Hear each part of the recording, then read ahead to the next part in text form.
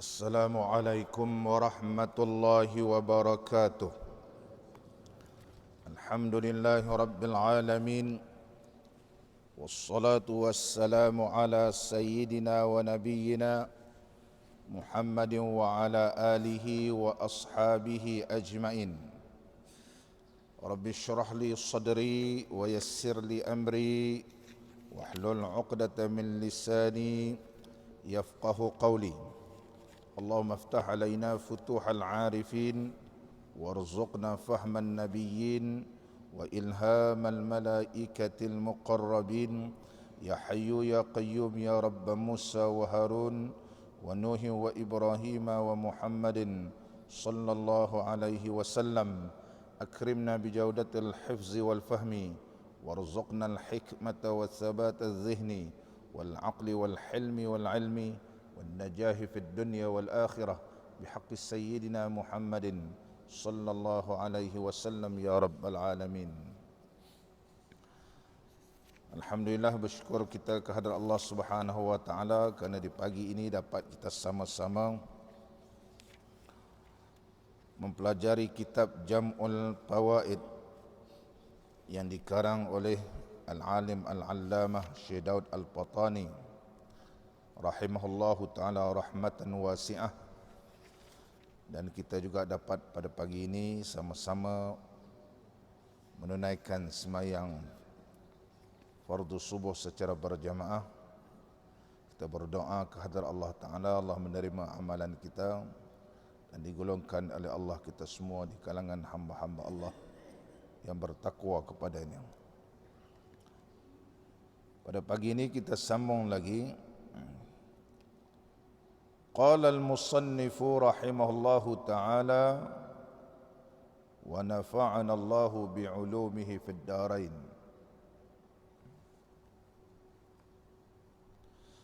Bermula makhluk itu 7 bagi atau 7 bagai. Pertama, mengikut akan hawanya, dan iaitu Bal'am Ba'ura, maka iaitu dipusakakan qat'iyah, maka adalah ia seumpama itu umpama anjing. Jadi Allah Subhanahu wa taala telah menunjukkan kepada kita ini ada beberapa golongan makhluk ini dari sudut kategorinya. Walaupun sebelum ini dia seorang ulama, wali Allah, doa makbul, tapi kerana mengikut hawa nafsu maka dihina oleh Allah. Di antaranya Bal'am Ba'ura, yang Allah sebut dalam Al-Quranul Karim, iaitu dalam surah Al-A'raf ayat 175. A'udzubillahi minasyaitanir rajim.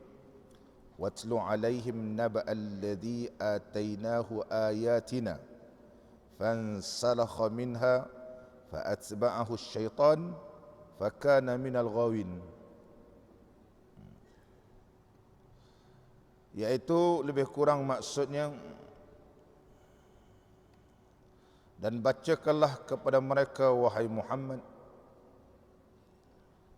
berita seorang yang kami berikan kepadanya pengetahuan mengenai ayat-ayat kami, kemudian ia menjadikan dirinya terkeluar daripada mematuhinya,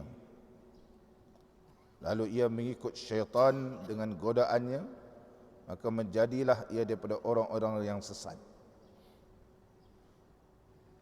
Dan ayat 176 yang bermaksud, dan kalau kami kehendaki nescaya kami tinggikan pangkatnya dengan semak mengamalkan ayat-ayat itu, tetapi ia bermati-mati cenderung kepada dunia dan menurut hawa nafsu, maka bandingannya adalah seperti anjing.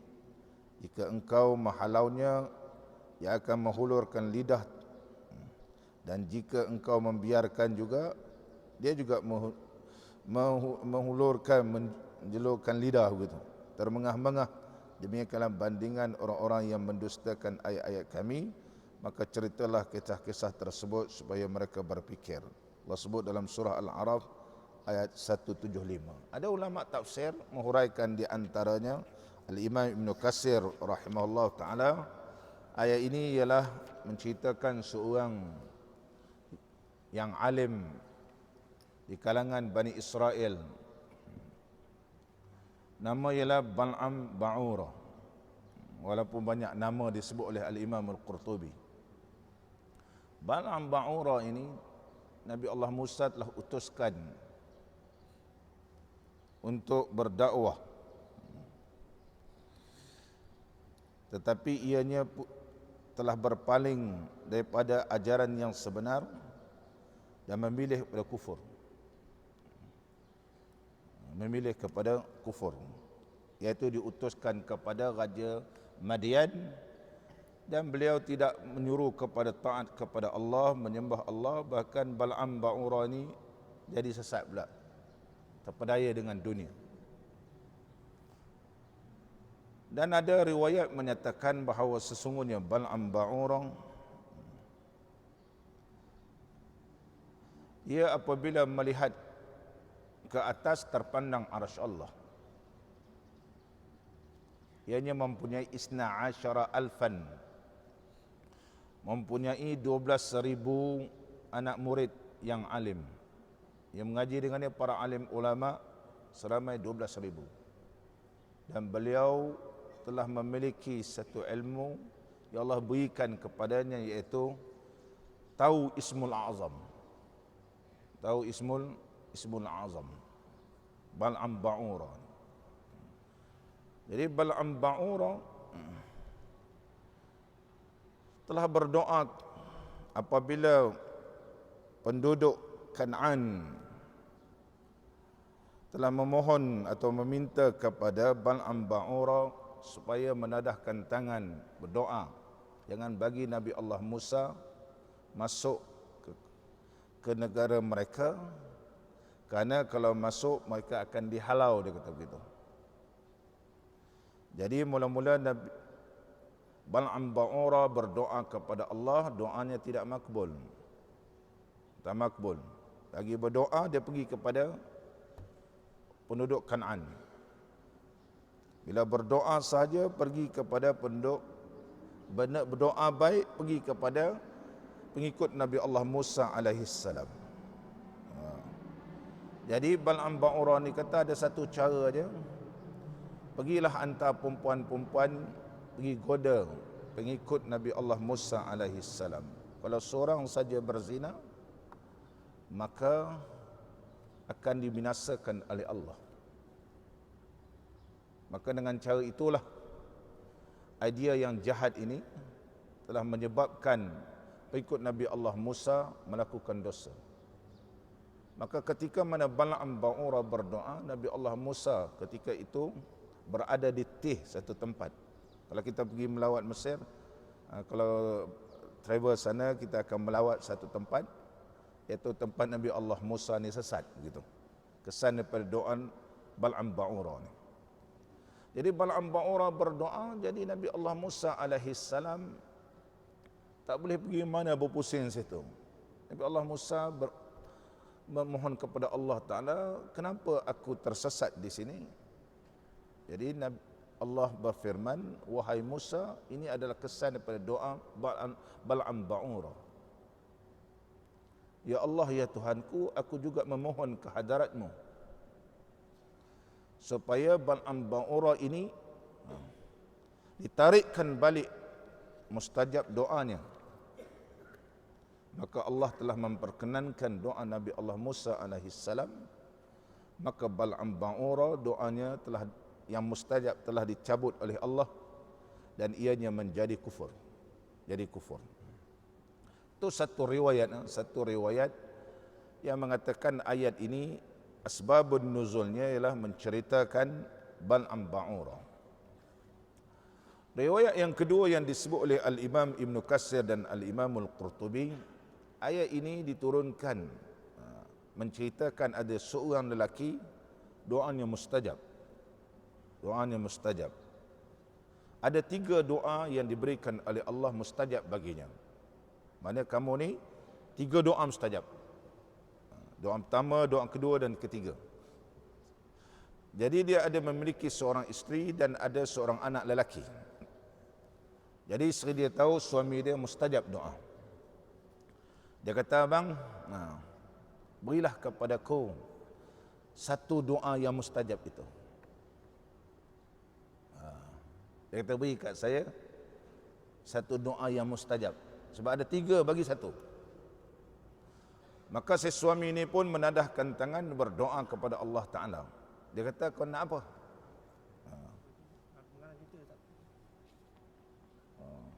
Ni ada pengumuman Nazar warna merah JKT 9864. Di pohon alihkan kenderaan anda kerana ada kenderaan hendak keluar segera. JKT 9864. Diarahkan supaya keluar, dialihkan kereta dengan segera kerana ada kereta lain hendak keluar. Wallahu alam.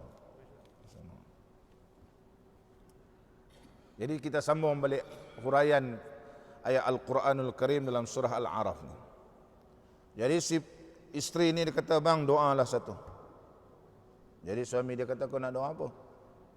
Doakan saya perempuan yang tercantik sekali.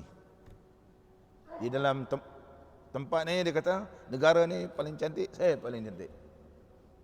Jadi dia pun menadahkan tangan berdoa kehadrat Allah Ta'ala supaya dijadikan isteri ini paling cantik. Memang cantik sungguh lah. Makbul doa dia. Tukar jadi cantik. Memang perempuan yang paling cantik. Dato' terlampau cantik sangat, dia susah pula dia.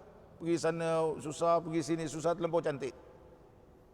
Dia kata jadi boring lah bang. Dia kata pergi sana cantik, sini cantik. Dia kata dah boring sangat jadi cantik. Dia kata abang ada 2 lagi. Tolongkan doakan saya jadi hodoh pula. Jadikan saya seekor anjing betina yang menyalak-nyalak. Minta benda tak senonoh. Suami dia tadahkan tangan kehadrat Allah Ta'ala, maka memohon kehadrat Allah Ta'ala, terus jadi. Jadi bila jadi kalbatan, seekor anjing betina menyalak-nyalak, anak lelaki dia ni jadi malu pula. Jadi malu. Orang kata, mak kamu, dia kata, tasiru ummahu, jadilah mak dia ni anjing betina. Jadi dia kata, malu mak kau anjing. Dia kata, cakap, tolong doakan mak ni, kembalilah kepada asal.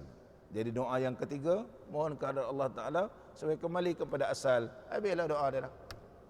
3 doa yang dimakbulkan. Ini juga ada riwayat menghuraikan surah Al-A'raf tadi, asbabun nuzul. Yang ketiga, kata Imam Ibn Katsir dan Al-Imam Al-Qurtubi, ayat tersebut menghuraikan ataupun Nabi SAW bersabda dalam sepotong hadis, ini adalah perumpamaan juga berlaku kepada Umayyah ibn Salti. Dulu kita dah baca dalam bab ta'awuz dulu. Umayyah ibn Salt, seorang penyair Arab yang terkenal di zaman jahiliyah dan tahu tentang kitab-kitab ni. Ianya telah menghina Nabi sallallahu alaihi wasallam. Telah menghina Nabi sallallahu alaihi wasallam. Di dalam, walaupun dia seorang yang hebat, tetapi ianya kufur. Berjanji nak masuk Islam sebelum peperangan Badar, tetapi telah engkar dan ianya telah mati kufur. Itu yang kita dulu pernah baca dalam kitab kita ni, dan diubah atas Umayyah ibn Salt. Umayyah ibn Salt, Salti ini telah diubah oleh Allah Ta'ala, dan adalah ia tidur maka mendatangkan satu burung maka memasukkan paruh di dalam mulutnya. Tak kala ia jaga, habis ilmu dia. Jadi sebelum ni Petah berbicara, seorang penyair yang terkenal, kerana dia ingkar dengan Allah Subhanahu wa Ta'ala, maka Allah hinakan Umayyah ibn Salt ini seperti anjing yang terjulur-julur lidah dia. Ini juga ada 3 riwayat yang disebut oleh Al-Imam Ibn Katsir dan juga Al-Imam Al-Qurtubi rahimahullahu ta'ala. Jadi kita rujuk kitab kita ni, golongan yang pertama iaitu mengikut hawa nafsu. Contohnya Bal'am Ba'ura. Ada dalam kitab tafsir Bal'am Ba'ura ni telah dipujuk oleh isterinya kerana telah ditawarkan oleh pemerintah dengan harta yang begitu banyak. Tapi Imam Qurtubi dan Imam Ibn Katsir tidak menyebut di dalam tafsirnya. Ada tafsir-tafsir yang lain. Dia kata, bang, sekali je berdoa, bukan doa apa, doakan Nabi Musa ni jangan masuk ke Kanaan ni, jangan masuk. Itu je. Doakan. Kita banyak dapat habuan, dia kata. Dengan emas, dengan harta yang begitu banyak. Lepas awak doa, awak bertobatlah, dia kata. Bal'am Ba'ura ni kata, jangan main-main mula-mula. Jangan main-main, dia kata. Nabi Musa alaihissalam bersertanya para malaikat dan sentiasa diiringi oleh para malaikat. Kalau aku doa, dia kata, malaikat bersamanya. Malaikat bersamanya. Maka dia kembali kepada aku. Jadi dipujuk, lama-lama dia kalah. Dalam tafsir lain, tetapi tafsir yang muktabar tidak menyebut sedemikian rupa. Itu cerita Bal'am Ba'ura yang telah jadi sesat. Dulu kita cerita Barsisa pun serupa juga, seorang ulama, tetapi ianya jadi sesat, terpedaya dengan syaitan. Dan yang kedua, mengikut akan nafsunya. Umpama iaitu Qabil, mengikut ia akan nafsunya, dibunuh akan saudara kandungnya Habil, maka dipusakakan menyesal. Yang tadi dihina seumpama anjing kurap, yang ini pula saudaranya ni membunuh saudara kandungnya, maka dia menyesal.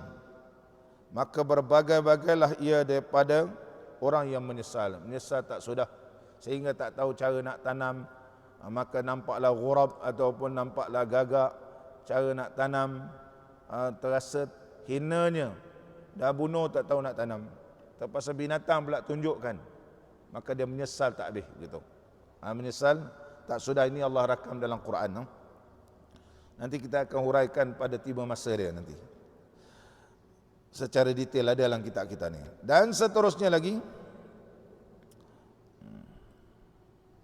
ketiga, mengikut syaitan, maka tiada mengikut mereka itu akan dia melainkan satu firqah daripada orang yang beriman, maka dipusakakan neraka. Golongan yang ketiga, mengikut jejak langkah syaitan. Wala tattabi'u khutuwati syaitan innahu lakum aduwwun mubin. Jangan kamu mengikut jejak langkah syaitan, sesungguhnya ia adalah musuh yang nyata bagi kamu. Jadi Allah menyebut sesungguhnya ia adalah musuh yang nyata. Wala tattabi'u khutuwati syaitan. Khutuwah ni mana khutwatan, khutuwat, langkah-langkah yang begitu banyak. Mana syaitan ni dia banyak jalan dia, banyak langkah dia, banyak cara dia untuk memperdayakan gitu. Sebab Allah guna kalimah jamak. Serupa juga kisah Bal'am Ba'ura tadi. Allah Subhanahu wa taala juga telah menggunakan lafaz jamak. Atainahu ayatina. Telah kami berikan kepadanya ayatina, ayat-ayat kami. Ayat ni jamak. Ayatun ayatani ayat. Oleh sebab itu dia mempunyai banyak kelebihan. Banyak. Allah tidak berfirman atainahu ayatana, ayatina. Oleh sebab itu kata ulama, dia memiliki banyak kelebihan. Di antaranya doanya makbul, di antaranya ia mempunyai mendapat Ismul Azam, di antaranya dia boleh nampak arash, Allahu Akbar, boleh nampak para malaikat. Itu sebab Allah guna jamak. Begitu juga kalau kita rujuk pula, wala tattabi'u khutuwatis syaitan, jangan kamu mengikut khutuwat. Khutuwat mana langkah-langkah banyaknya. Barangkali cara ni orang alim macam mana si syaitan ni nak goda dia, nak pedayakan dia supaya ia tersasar daripada ajaran Allah, dia di jalan dia. Oh tak boleh begini, dia buat begini. Khutuwat. Jamak, digunakan jamak. Innahu lakum aduwwun mubin. sesungguhnya syaitan itu adalah musuh yang nyata. Jadi bila disebut musuh, iza zukira, apabila disebut lafzul adu, lafaz musuh, maka musuh ni dia mesti ada perancangan. Nama pun musuh. Jadi kalau nama musuh dia ada perancangan, ada strategi dia. Strategi dia begini. Dan dia mempunyai senjata yang begitu canggih gitu. Nama pemusuh. Jadi kita ini nak memerangi musuh juga mempunyai strategi. Dan juga kita mesti mempunyai kelengkapan yang lebih lagi canggih daripada musuh kita. Tapi kalau kita punya senjata tidak dapat mengatasi senjata yang dimiliki oleh musuh, strategi kita ada strategi yang begitu lemah, strategi musuh ini lagi hebat, kalahlah kita. Maka kalah. Oleh sebab itu Al-Imam Al-Ghazali rahimahullah ta'ala telah menulis banyak kitab apakah cara dan strategi dan apakah senjata-senjata yang perlu kita miliki apabila berhadapan dengan syaitan. Maka disebut oleh Al-Imam Al-Ghazali rahimahullah ta'ala Minhajul Abidin. Ada beberapa akabat, halangan-halangan ini, bagaimana kita nak hadapi, apakah persediaan kita supaya kita jangan tergelincir begitu. Begitu juga disebut dalam kitab Ihya Ulumuddin dalam bab al-ghurur dan seumpamanya. Karangan Al-Imam Ghazali rahimahullah ta'ala Hujjatul Islam. Ini disebut dalam kitab kita. Kalau dia terpedaya ikut terus, maka binasalah ia, kekal di dalam api neraka. Yang keempat, mengikut syahwat. Seperti firman Allah Subhanahu wa taala ni golongan yang keempat. Wattaba'us syahawat. Mereka mengikut syahwat. Maka dipusaka sia-sia, jadi sia-sia belaka. Kalau mengikut hawa nafsu, syahwat ni, maka dia akan menyesal dan sia-sia segala amalan dia. Dan yang kelima, mengikut Fir'aun. Mengikut cara Fir'aun. Ada ulama kata Fir'aun ni ianya adalah susunan tergabung dua kalimat. Dua kalimat.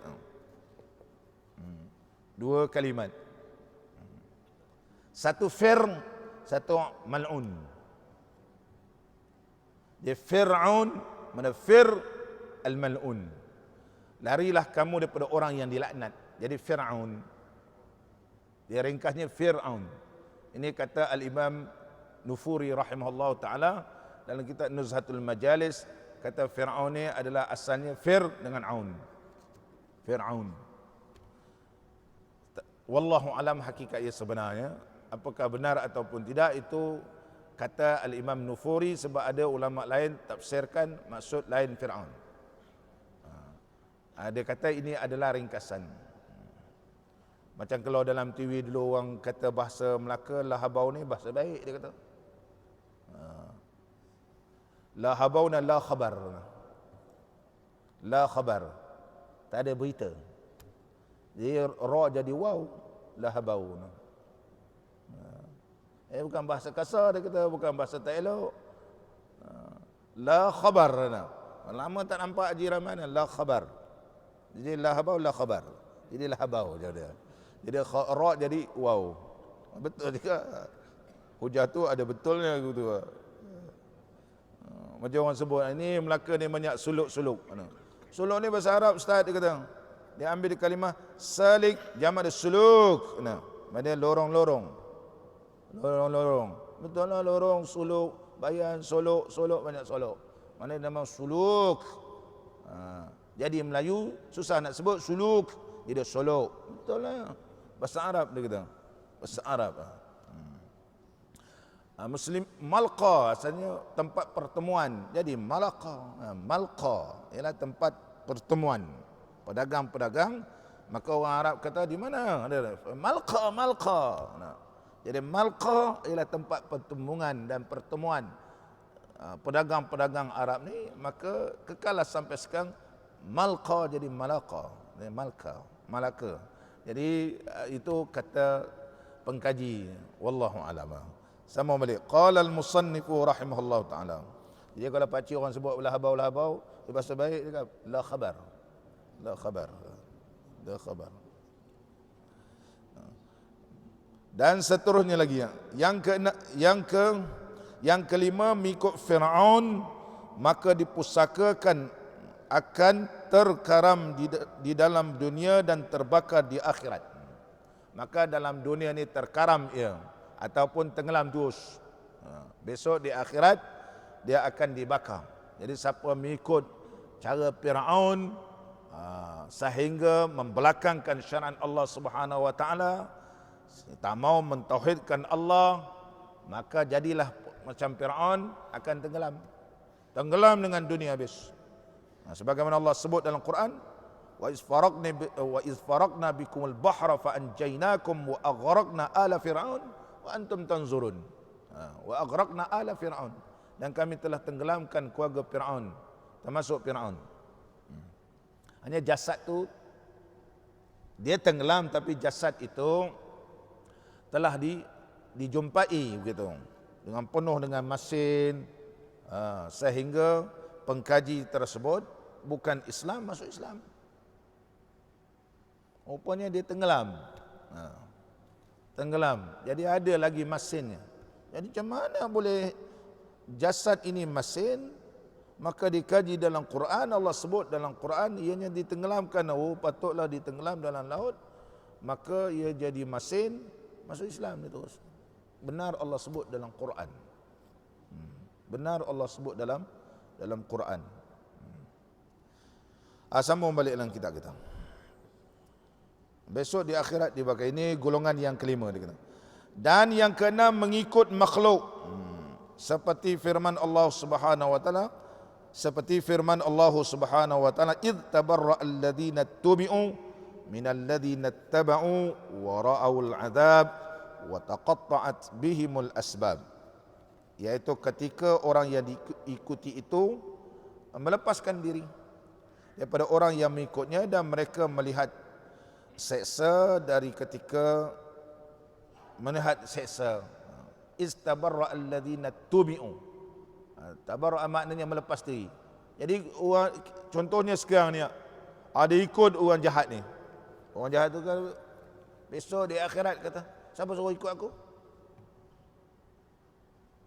Kau kata aku tak baik, kau ikut aku pasal begitu.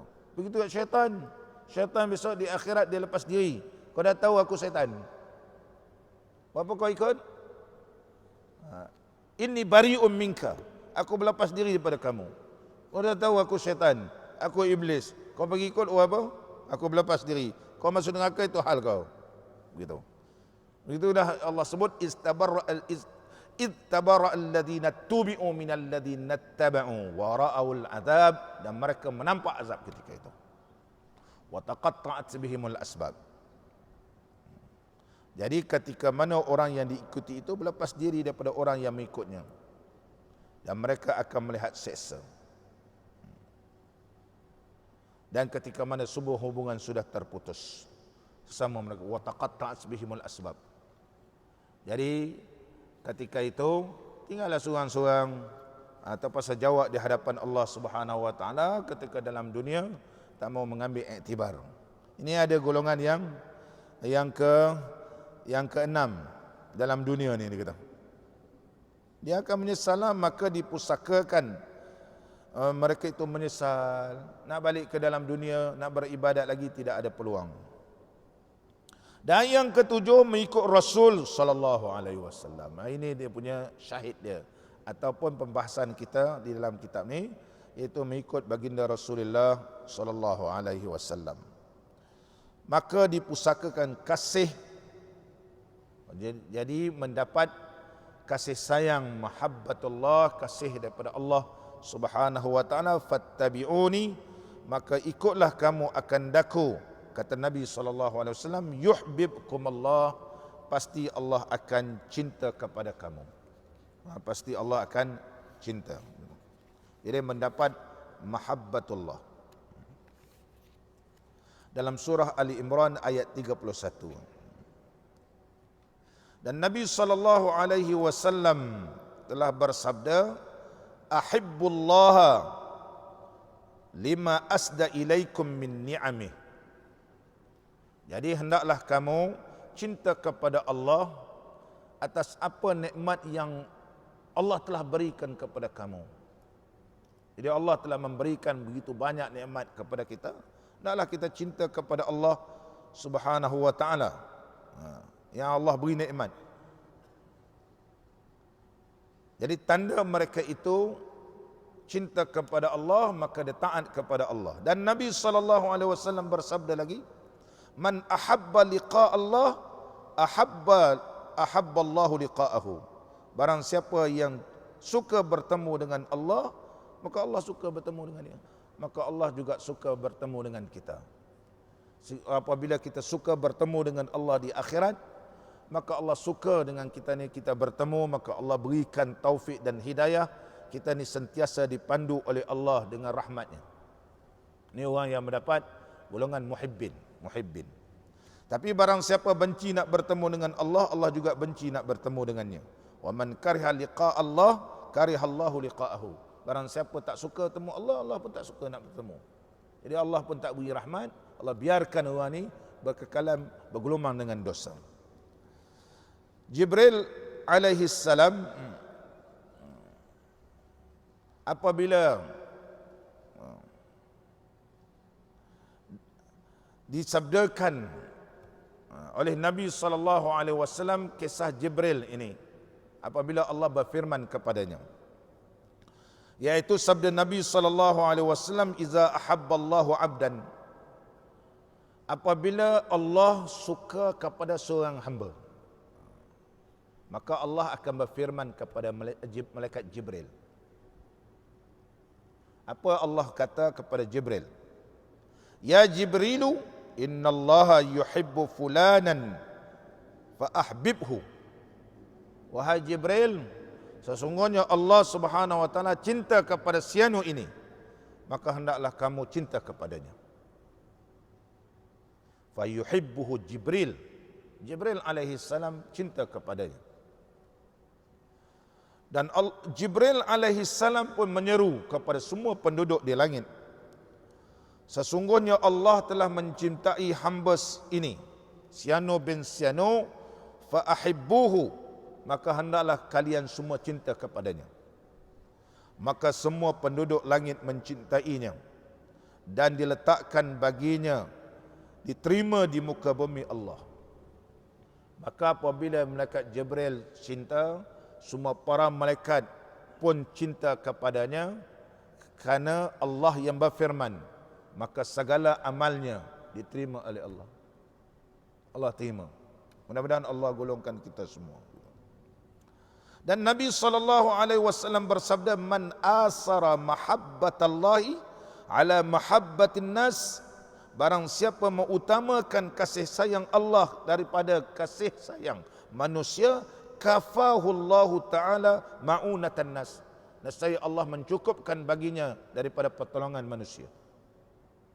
Kita ni mengharapkan manusia, mengharapkan makhluk, kerana kita belum sampai tahap mahabbatullah, iaitu mengutamakan kasih sayang Allah. Kita banyak mengutamakan kasih sayang daripada manusia, takut terasa lah, takut macam-macam lah. Nanti kok dia terasa hatilah, macam-macam je. Menjaga hati manusia, tapi tidak pernah menjaga Allah Subhanahu wa taala. Oleh sebab itu kata ulama, macam mana nak dapat mahabbatullah? Muslimin dan muslimat yang dirahmati oleh Allah Subhanahu wa taala. Sambung balik kita kata, qala al-musannifu rahimahullahu taala,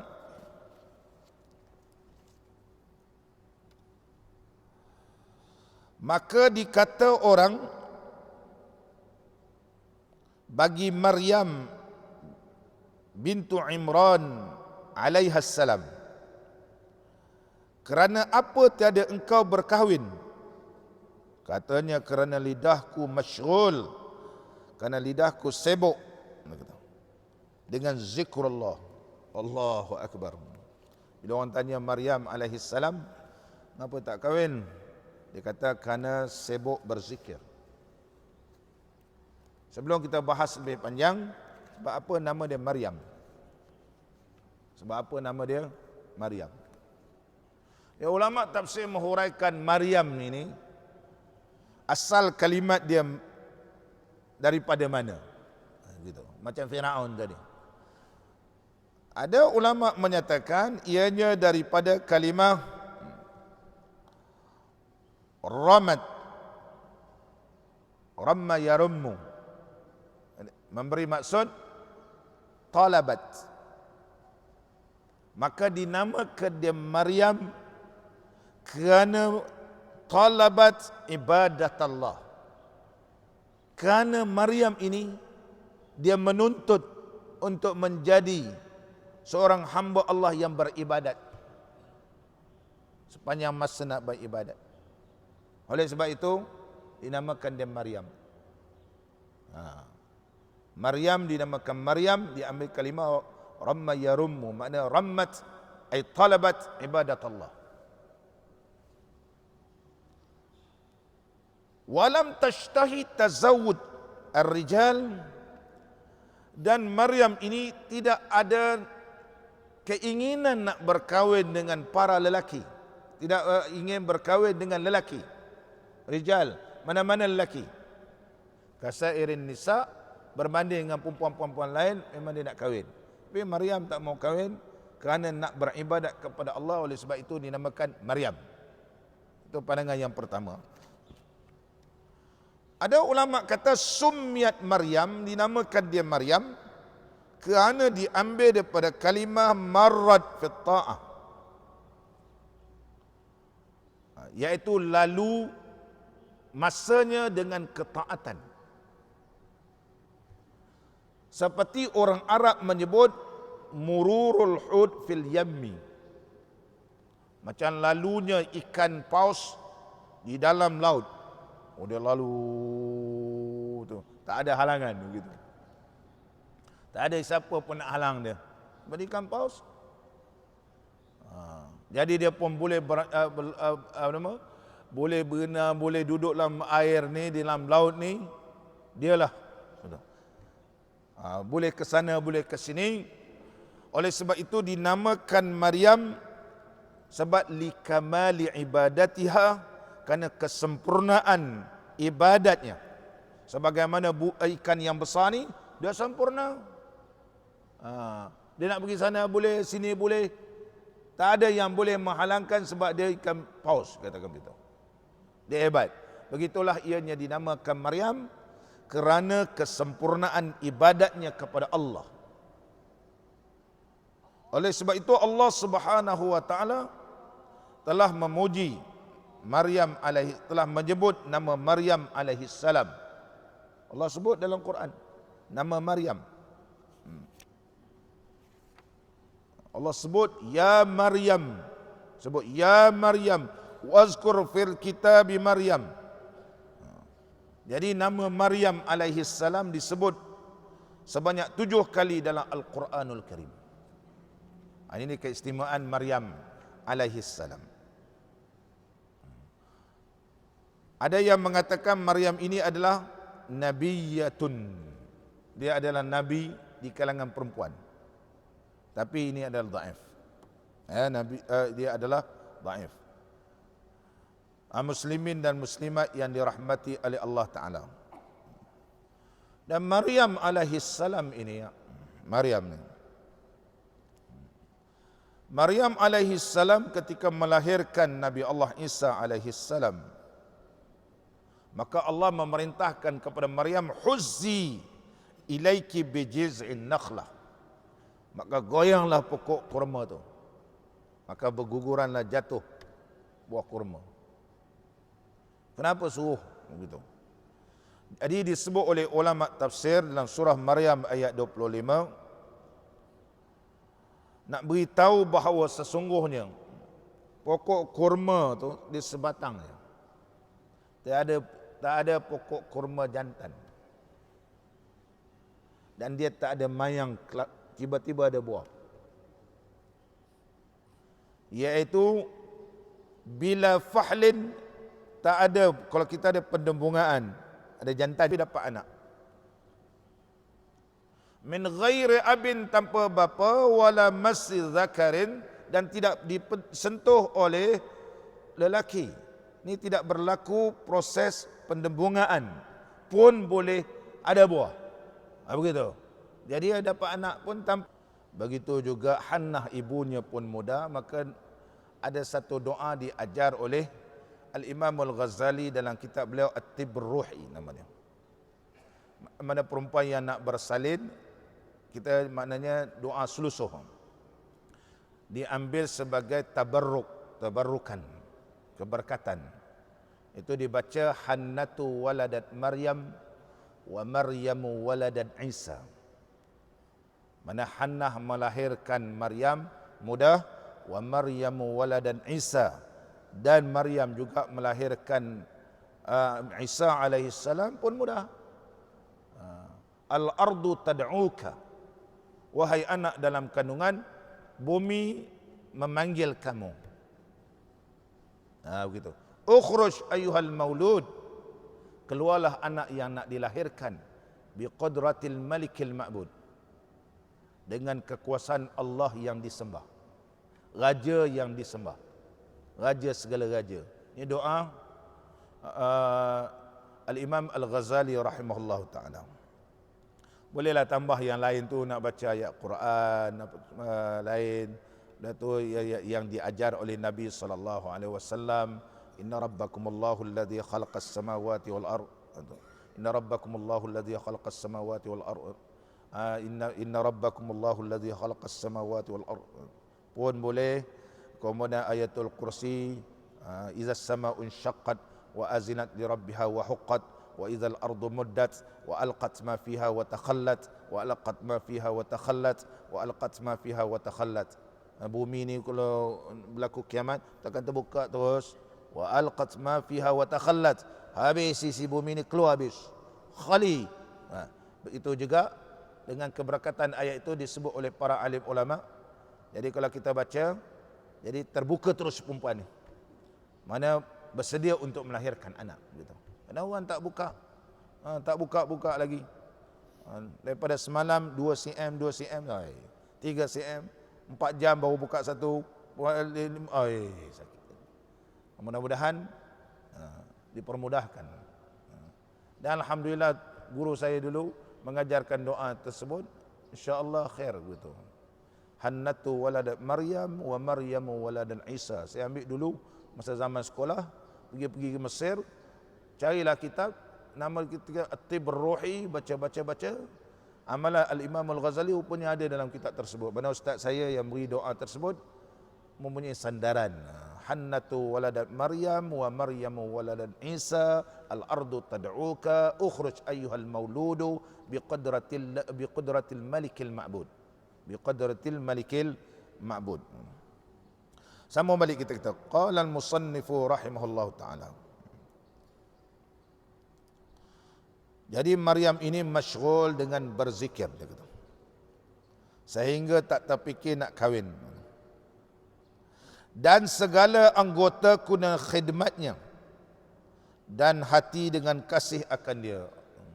Jadi Maryam ni bila ditanya, Maryam alaihissalam bila ditanya kenapa tidak mau berkahwin, kadang lidah ni masyghul berzikir, anggota ni nak berkhidmat kepada Allah, hati ini kasih kepada Allah, maka jikalau adalah aku berkahwin, nescaya bimbang lidahku, dia kata, dengan berkata-kata dengan dia, dan anggotaku takut dengan khidmah baginya, dan hatiku dengan kasih akan dia.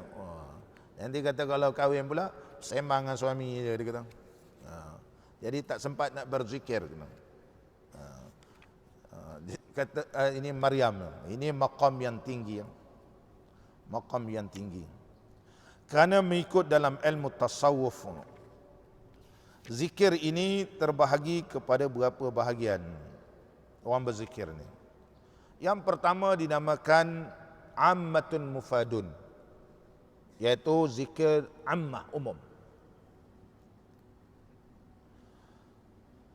Zikir ammah ini, umum ni, ialah permulaan bagi membersihkan hati.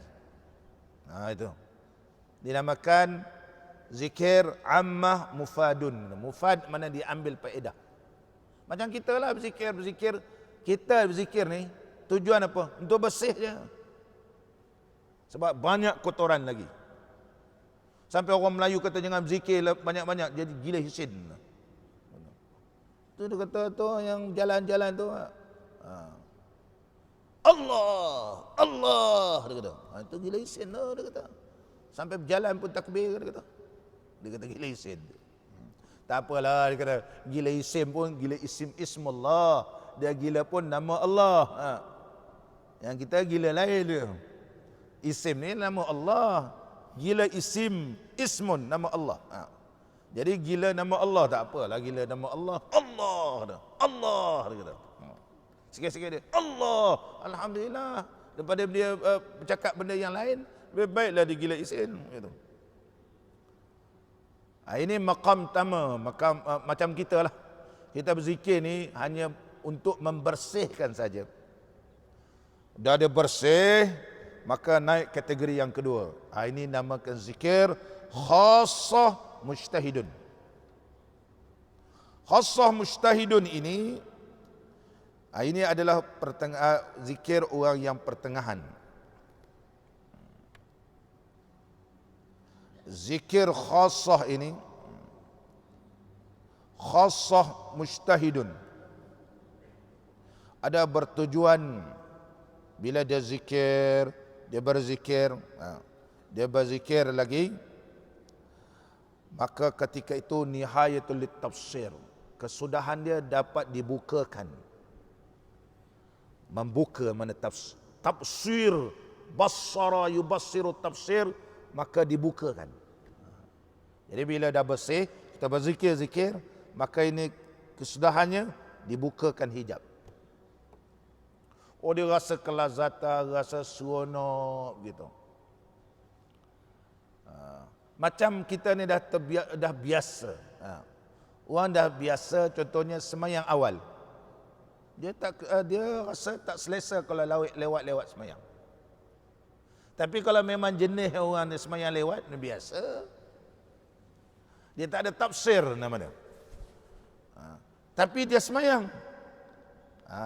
Dia maqam pertama. Tak semayang, dia tak selesa. Golongan yang kedua ni, kerana dia biasa semayang awal, bila dia semayang lewat, dia rasa tak selesa. Rasa terlangkabur, rasa tak tenang. Kerana dia sampai kepada maqam tafsir nama dia. Tafsir. Bassara yubassiru tafsir nama dia.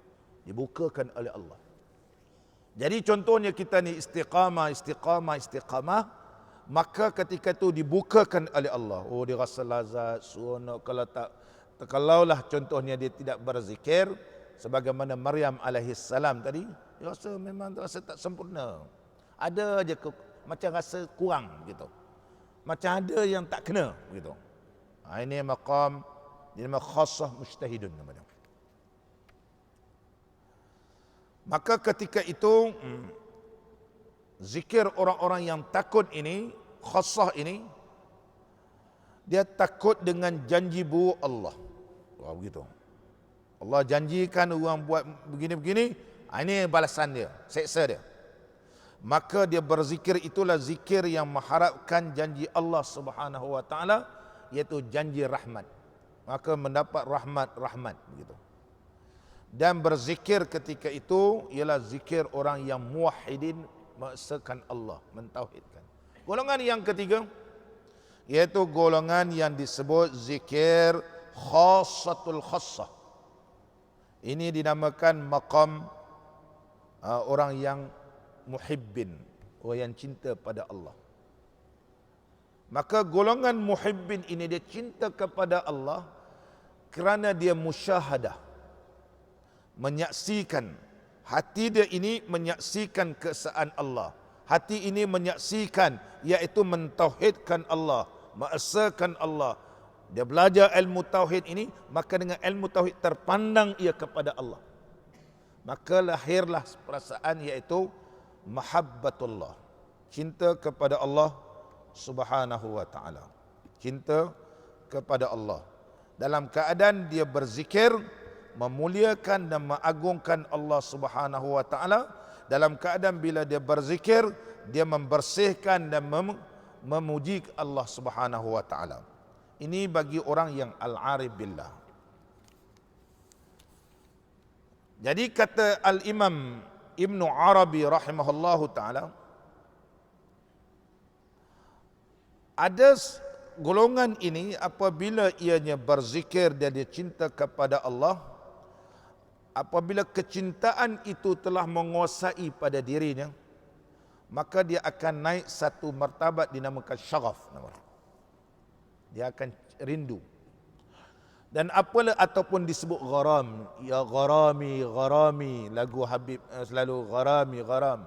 Gharam mana-mana satu rindunya. Rindu.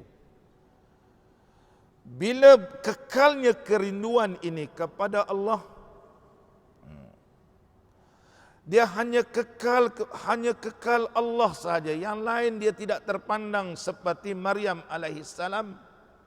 Hanya itulah satu yang bersemadi dalamnya, yang tetap, maka dinamakan maqamul ishqi atau kerinduan. Maqam al-ishq atau maqam ishqi. Dia rasa rindu. Nanti kalau kahwin, kata Maryam alaihissalam, tak dapat berzikir sebagaimana sebelum kahwin. Begitu. Kalau beribadat tak sama seperti mana sebelum kahwin. Tapi kalau tak macam Maryam, lebih baik kahwin. Gitu.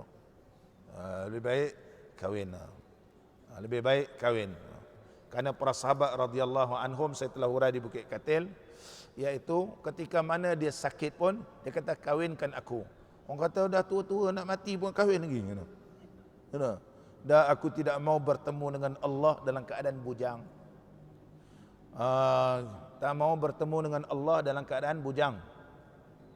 Gitu. Ialah carilah yang sesuai, bukan cari orang muda pula. Dia orang sesuai. Orang kata anak kita, Allah ya nak kahwin apa? Dah tua-tua. Dah tua tu umur aku, dia kata. Yang tua lain, tapi ini sunnah, dia kata. Cari yang sesuai, begitu. Kerana sahabat-sahabat Nabi SAW sampai tahap begitu. Muslimin dan muslimat yang dirahmati oleh Allah Subhanahu wa ta'ala. Jadi zikir ini tidak sunyi ia daripada tiga perkara. Pertama, zikrul lisan. Jadi zikrul lisan ni, kita berzikir dengan lidah ni, dia mengetuk. Begitu rasanya. La ilaha illallah dengan lidah. Biqar'i mukhatab al-malik.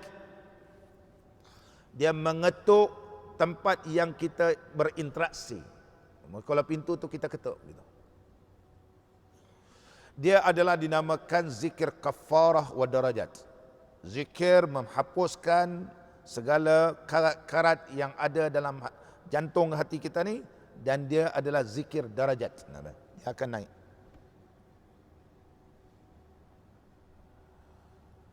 Adapun zikir hati, zikrul qalbi, ialah biizni mukhatab al-malik, ia memberi maksud memohon keizinan daripada Allah. Zikir hati ini yang dinamakan zikir qurubat, zikir menghampirkan. Jadi lidah pun berzikir, hati pun berzikir. Satu ketuk, satu ni diizinkan. Begitu. Itu zikir. Kemudian zikir roh nama dia. Zikir roh ini iaitu zikir dalam hati kita ni, dia berzikir dengan zikir roh. Roh ni apa dia roh? Yas'alunaka 'anir roh. Jadi ulama bahas cerita bab roh ni. Syekh Ahmad Al-Patani telah mengarang satu kitab, cerita Ahwalul Mauta. Syekh Ahmad Patani pengarang kitab Jam'ul Faridatul Faraid. Ada satu kitab cerita bab mati. Dia bahaskan bab roh. Roh ni banyak riwayat. Ada kata roh ini ia berjasad. Dia adalah jasad. Dia mempunyai jasad. Tetapi latif. Latif. Oleh sebab itu mereka bertanya, yas'alunaka 'anir roh. Jawablah, qulir roh. Jawablah, roh itu adalah urusan Tuhanku. Boleh tak kita bertanya tentang roh? Boleh. Boleh tak membahaskan tentang roh? Ya boleh. Kalau tidak, Syekh Ibn Qayyim tidak akan mengarang kitab roh. Dan berapa ramai ulama mengarang kitab ar-roh, cerita bab roh. Ada kata roh itu seperti jasad, ada kata roh ni tidak berjasad. Banyak pembahasan bab roh ni. Jadi roh ni, di mana roh ni? Roh ni keluar macam mana? Dia beri salam, roh ni bila keluar. Kemudian beri salam pada sendi, kemudian beri salam, sendi beri salam, mana dia keluar? Macam mana boleh salam? Ini Syekh Ahmad Patani hurai. Jadi kita ada zikir roh nama dia. Roh ini berzikir, maka zikir roh ini ialah hudur wal musyahadah, hadir dan seolah-olah menyaksikan. Jadi gabungan tiga, zikir lisan, wa zikir qalbi, gitu, dan zikir roh. Barulah Allah Subhanahu wa taala memandang bagi mereka itu. Jadi di antaranya disebut dalam beberapa riwayat, contoh kita baca Quran, katakan Quran tu ialah zikir. Sabda Nabi sallallahu alaihi wasallam, man qara'a qul huwallahu ahad, barang siapa yang membaca qul huwallahu ahad mi'ata alfi marrah, 100,000 kali, faqad ishtara biha nafsahu minallah, Allah telah membelikan dirinya itu. Haji Rahman boleh 100,000. Sebab apa kita tak ada 100,000? Sebab kita rasa kita belum sampai maqam yang disebut khassatul khassah. Barangkali kita baca qul huwallahu ahad, qul a'udzu birabbil falaq, qul a'udzu birabbin nas, kerana takut apa? Takut jin. Anak pagar rumah, itu je. Tapi orang membaca qul huwallah ni kenapa? Dia tauhid, kerana dia cinta kepada Allah, sehingga disebut oleh Nabi sallallahu alaihi wasallam, barang siapa membaca qul huwallahu ahad 100,000 kali. Riwayat Imam Bazzar daripada Anas bin Malik radhiyallahu an. Mana Anas bin Malik meriwayatkan Anas membaca sampai 100,000 kali. Faqad ishtara biha nafsahu, Allah telah belikan. Wa nada munadin min qibalillahi fi samawati wa fil ardi, maka akan ada suara yang menyeru di sebelah langit dan juga bumi. Ala inna fulanan atiqullah, ketahuilah bahawa si fulan itu adalah hamba Allah yang telah dimerdekakan. Faman lahu qibalahu tabi'atun falyakhus minallahi azza wa jalla. Barang siapa yang bersebelahan, faman kana lahu qibalahu, mana berbetulan dengannya, tabi'atun, ada mengikut, falyakhus minallah, maka ambillah daripada Allah Subhanahu wa taala keberkatan. 100,000 qul huwallahu ahad, ataupun disebut sebagai tafdiyah, membebaskan diri. Itu sebab 100,000 untuk diri, 100,000 untuk bapa, ibu, 100,000 untuk bapa, 100,000 untuk anak, begitu. Dan kepada Nabi sallallahu alaihi wasallam. Ini maqam tinggi, baru boleh jadi khalifah namanya. Khalifah. Saya dah urai pada pengajian yang lepas. Sayyidina Umar radhiyallahu an banyak melakukan ibadat tawaf dan sedekah kepada Nabi sallallahu alaihi wasallam. Muhammad ibnu Ishaq Ar-Ruhayyah rahimahullah ta'ala, 100,000 khatam Quran beri kepada Nabi sallallahu alaihi wasallam pahala. Kenapa ni? Untuk menaikkan martabat. Allahu akbar. Mudah-mudahan Allah memberkati kita semua. Ini ada satu soalan, tanya Ustaz, ni daging korban ni ada orang kata semua kena bagi mentah kepada fakir miskin. Semua kena bagi mentah, dia kata. Tak boleh buat jamuan. Ni masjid surau buat asam pedas, masak kicap, dia kata ini semua bid'ah belaka, tak sah. Maka tak boleh korban sia-sia belaka. Untuk menjawab persoalan tersebut, bolehlah lihat dalam kitab atau rujuk kitab Zainul Talib yang dikarang oleh mantan mufti Brunei, tapi dia orang Johor. yang dipinjam oleh Brunei. Nama kitabnya Zainul Talib. Dalam kitab Zainul Talib menyebut 1/3 hendaklah diberi secara mentah kepada fakir miskin. Kalau fakir miskin, maka 1/3 tu wajib diberikan pada fakir miskin mentah. 1/3 adalah untuk 1/3 untuk orang yang berkorban. 1/3 lagi bolehlah dibuatkan jamuan ataupun diberi kepada orang-orang yang berada, begitu. Oh, senang-senang, bukan susahlah. Kita boleh bagi kat dia, ataupun kita buat jamuan, ataupun seumpamanya adalah peruntukan 1/3 lagi. Jadi apa yang kita buat di surau, di masjid ataupun di mana-mana, antara daging korban ni kita buat masak-masak, makan dan seterusnya. Malam tu kok ada ceramah lagi, makan lagi, maka hukumnya adalah memenuhi kehendak syarak. Memenuhi kehendak syarak. Soalan yang kedua, kata ustaz ni daging korban ni, dia kata kumpul semua, kalau 10 ekor 10 ekor. Jadi macam mana korban kita ni korban? Sepatutnya 1/3 1/3. Boleh ke tak boleh? Ini disebut sebagai musyak nama dia. Apabila kita kumpulkan semua, dia jadi satu benda yang tidak boleh terpisah. Kemudian kita pisahkan, ianya adalah dibenarkan. Kumpul-kumpul, yang penting daging korban itu kita bagikan 1/3 1/3 1/3. Dibenarkan dalam hukum fiqh. Dalam bab pembahagian daging korban. Tidak sepertinya ini seekor Haji Rahman, seekor buat 1/3, Ustaz Syukri pula seekor, Pak Haji pula seekor, jenuh lah begitu. 1/3 1/3 kau buat sendiri orang kata. Begitu.